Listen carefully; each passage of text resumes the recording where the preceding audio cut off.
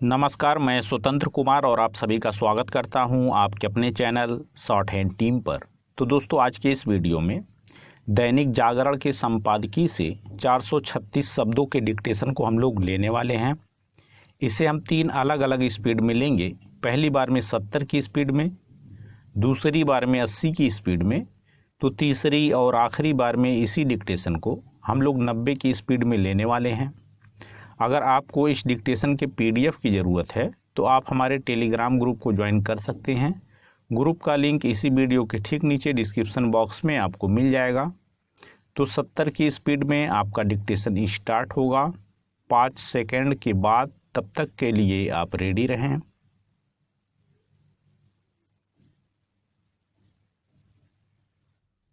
Start.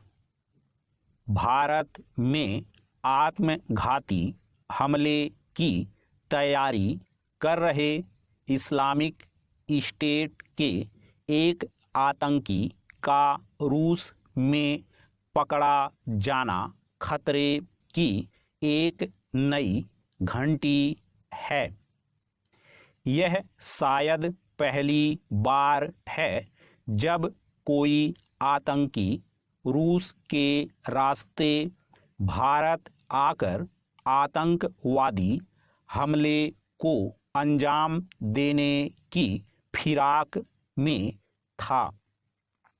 रूस से प्राप्त जानकारी के अनुसार पकड़ा गया आतंकी मध्य एशिया का है और उसने तुर्की में प्रशिक्षण प्राप्त किया था। इसका मतलब है कि तुर्की आतंकियों के प्रशिक्षण का अड्डा बना हुआ है। ध्यान रहे कि राष्ट्रपति एर्दोगन के सत्ता में आने के बाद से तुर्की में चरमपंथ बढ़ा है।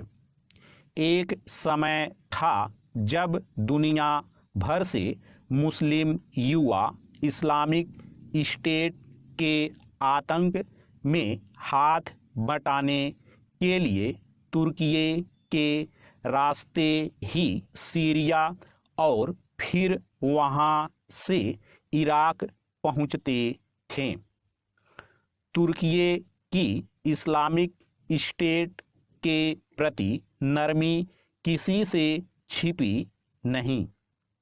एक तथ्य यह भी है कि राष्ट्रपति एर्दोगन जम्मू कश्मीर से अनुच्छेद 370 हटाए जाने के बाद से किस तरह पाकिस्तान के भारत विरोधी एजेंडे में उसका साथ देने में लगे हुए हैं। वह सऊदी अरब के वर्चस्व को चुनौती देकर इस्लामी जगत का अगुआ बनने के लिए भी बेचैन हैं। पैरा।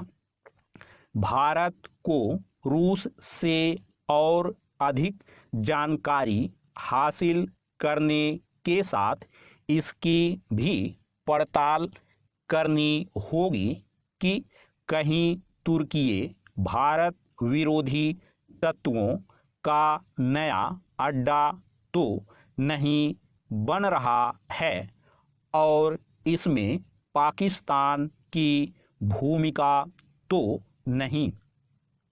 भारतीय खुफिया एजेंसियों को इसकी भी तह तक जाना होगा कि रूस में पकड़े गए आतंकी का भारत में संपर्क सूत्र कौन था और वह किसकी मदद से सत्ताधारी दल के किसी बड़े नेता को निशाना बनाने की तैयारी कर रहा था। यह संभव नहीं कि मध्य एशिया का कोई आतंकी स्थानीय तत्व की सहायता के बगैर भारत में आत्मघाती हमले की साजिश रच रहा हो। रूस में पकड़े गए आतंकी के भारत स्थित मददगारों के सक्रिय होने की आशंका इसलिए भी है क्योंकि केरल, कर्नाटक और देश के दूसरे हिस्सों से इस्लामिक स्टेट के कई आतंकी गिरफ्तार किए जा चुके हैं। इनमें से कुछ ऐसे हैं जो अफगानिस्तान जाने की ताक में थे। भारत इसकी अनदेखी नहीं कर सकता कि अफगानिस्तान में इस्लामिक स्टेट की सक्रियता तेजी से बढ़ रही है और फिलहाल यह नहीं कहा जा सकता कि तालिबान इस आतंकी समूह पर लगाम लगाने में सक्षम है। भारतीय खुफिया एजेंसियों को देश के भीतर सक्रिय उन तत्वों पर भी नज़र रखनी होगी जिन्होंने नुपुर शर्मा प्रकरण को लेकर मुस्लिम देशों में भारत के खिलाफ माहौल बनाने का काम किया। यह चिंता की बात है कि इंटरनेट मीडिया न केवल दुष्प्रचार में सहायक बन रहा है बल्कि कट्टरता को बढ़ावा देने के साथ आतंकियों की भर्ती में भी। स्टॉप। दोस्तों, इसी डिक्टेशन को दूसरी बार में हम लोग 80 की स्पीड में लेंगे और आपका समय स्टार्ट होगा 5 सेकंड के बाद। तब तक के लिए आप रेडी रहें।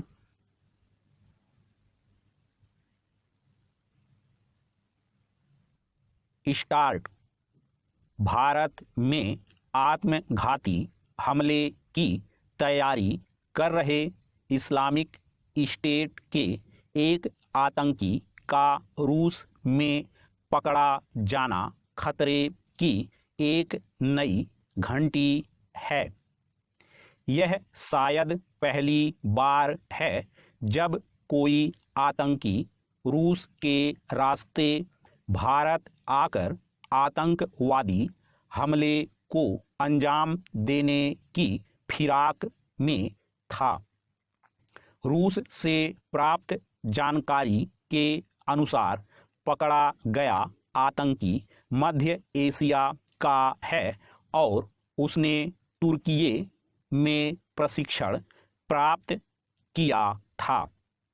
इसका मतलब है कि तुर्की आतंकियों के प्रशिक्षण का अड्डा बना हुआ है।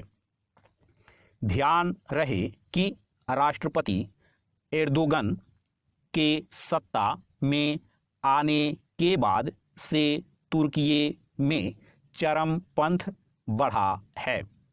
एक समय था जब दुनिया भर से मुस्लिम युवा इस्लामिक स्टेट के आतंक में हाथ बटाने के लिए तुर्की के रास्ते ही सीरिया और फिर वहां से इराक पहुंचते थे।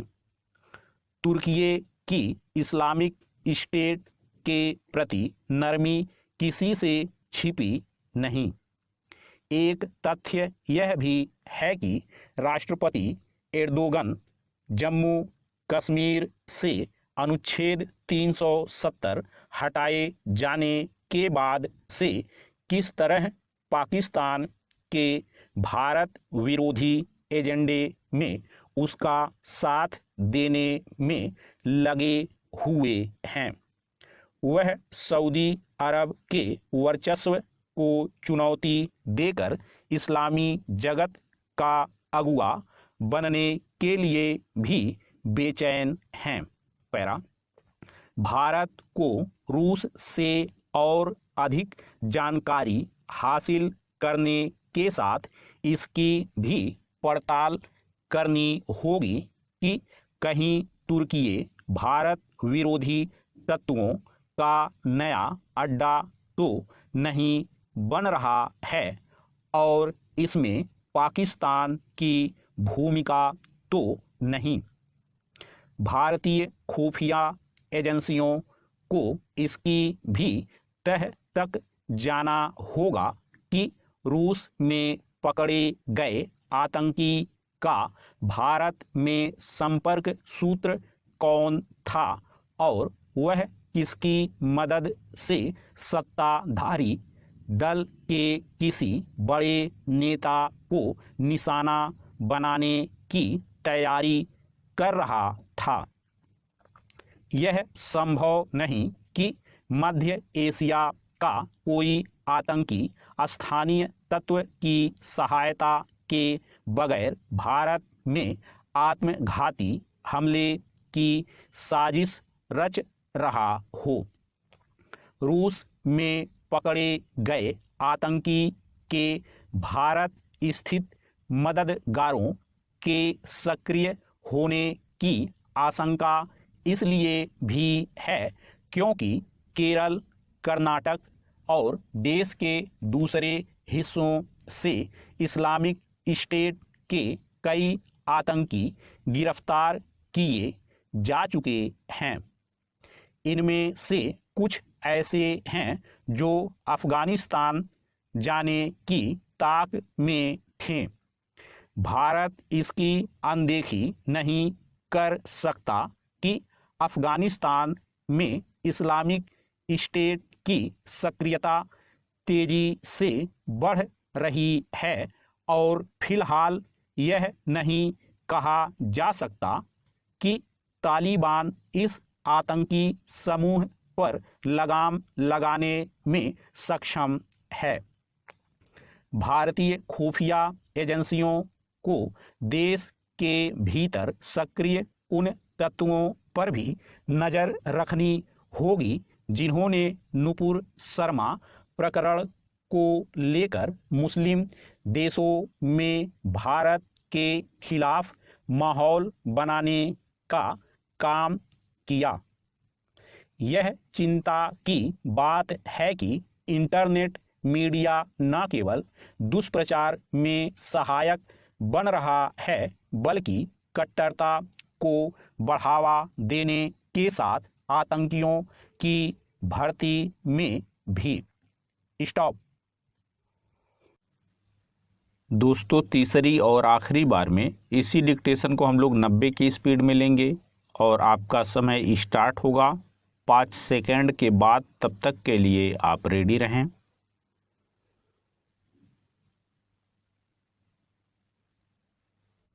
स्टार्ट।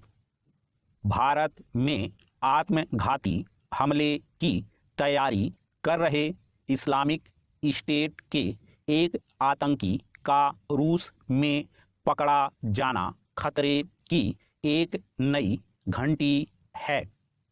यह शायद पहली बार है जब कोई आतंकी रूस के रास्ते भारत आकर आतंकवादी हमले को अंजाम देने की फिराक में था।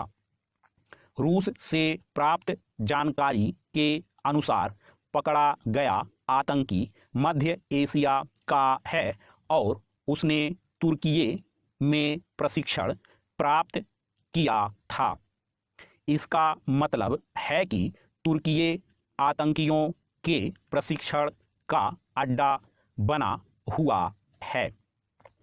ध्यान रहे कि राष्ट्रपति एर्दोगन के सत्ता में आने के बाद से तुर्की में चरमपंथ बढ़ा है। एक समय था जब दुनिया भर से मुस्लिम युवा इस्लामिक स्टेट के आतंक में हाथ बटाने के लिए तुर्की के रास्ते ही सीरिया और फिर वहां से इराक पहुंचते थे। तुर्की की इस्लामिक स्टेट के प्रति नरमी किसी से छिपी नहीं। एक तथ्य यह भी है कि राष्ट्रपति एर्दोगन जम्मू कश्मीर से अनुच्छेद 370 हटाए जाने के बाद से किस तरह पाकिस्तान के भारत विरोधी एजेंडे में उसका साथ देने में लगे हुए हैं। वह सऊदी अरब के वर्चस्व को चुनौती देकर इस्लामी जगत का अगुआ बनने के लिए भी बेचैन हैं। पैरा भारत को रूस से और अधिक जानकारी हासिल करने के साथ इसकी भी पड़ताल करनी होगी कि कहीं तुर्की भारत विरोधी तत्वों का नया अड्डा तो नहीं बन रहा है और इसमें पाकिस्तान की भूमिका तो नहीं। भारतीय खुफिया एजेंसियों को इसकी भी तह तक जाना होगा कि रूस में पकड़े गए आतंकी का भारत में संपर्क सूत्र कौन था और वह किसकी मदद से सत्ताधारी दल के किसी बड़े नेता को निशाना बनाने की तैयारी कर रहा था। यह संभव नहीं कि मध्य एशिया का कोई आतंकी स्थानीय तत्व की सहायता के बगैर भारत में आत्मघाती हमले की साजिश रच रहा हो। रूस में पकड़े गए आतंकी के भारत स्थित मददगारों के सक्रिय होने की आशंका इसलिए भी है क्योंकि केरल, कर्नाटक और देश के दूसरे हिस्सों से इस्लामिक स्टेट के कई आतंकी गिरफ्तार किए जा चुके हैं। इनमें से कुछ ऐसे हैं जो अफगानिस्तान जाने की ताक में थे।